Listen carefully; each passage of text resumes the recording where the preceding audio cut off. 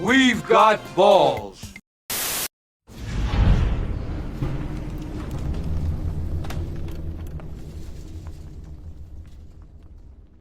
Born in Los Angeles in 1932, Bobby Garrett went north to Stanford to make a name for himself as a starting quarterback.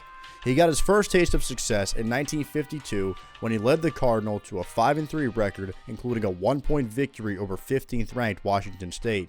But he was sidelined late in the season with a shoulder injury that put him on the shelf for the remainder of his junior year. The following season, now fully healthy, Garrett was a jack of all trades for Stanford because on top of being the team's starting quarterback, he also played defensive back, punted, and kicked PATs. Garrett and the Cardinals got off to a bit of a slow start, going just 2-2 in their first 4 games. But in the 5th week of the season, everything changed when they took on 4th-ranked UCLA. On the opening kickoff, Garrett immediately got to work by recovering a fumble and subsequently driving his squad the length of the short field to give Stanford the lead on a 6-yard touchdown pass, with Garrett himself kicking the point after. In the second quarter, Garrett intercepted a pass in order to keep the Bruins from getting a 2-score lead before heading into halftime. Late in the third, down 13, Stanford closed the gap when Garrett hit Sam Morley for a 9-yard score and kicked the ensuing extra point in order to put the Cardinal within 6.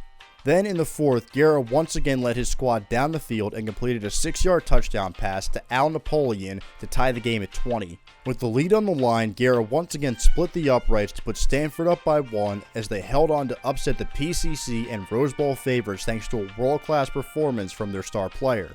Over the next 2 games, now ranked, Stanford took care of business when they took down both Washington and Washington State to put their winning streak at 4 and their rank at 11. They then traveled south for a date with 17th-ranked USC, and even though Garrett completed 20 passes for a PCC record 324 yards, however, it would all be for naught as late in the game with the score locked at 20, Stanford drove down the field and Garrett made his lone blunder as he was picked off by the Trojans to set up their game-winning 38-yard field goal that landed a crushing blow to the Cardinal Rose Bowl hopes.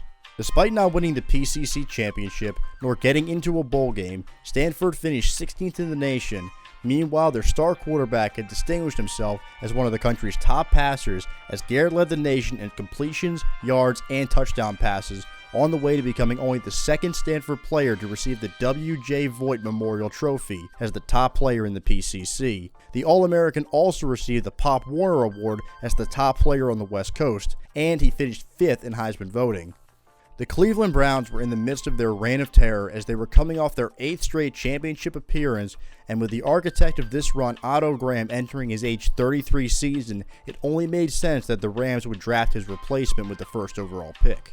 Cleveland handed Garrett a record contract worth $15,000 per year with a $5,000 signing bonus.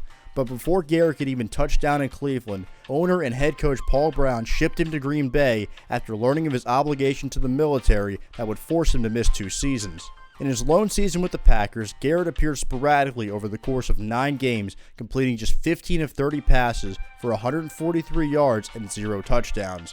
He then went off to serve in the Air Force for the next 2 years, and upon his return, Paul Brown, knowing his potential, reacquired him from Green Bay. And with good timing too, as Otto Graham had retired following the 1955 season, and he left the Browns in need of a franchise quarterback, especially with the team coming off their first losing season in franchise history in 1956.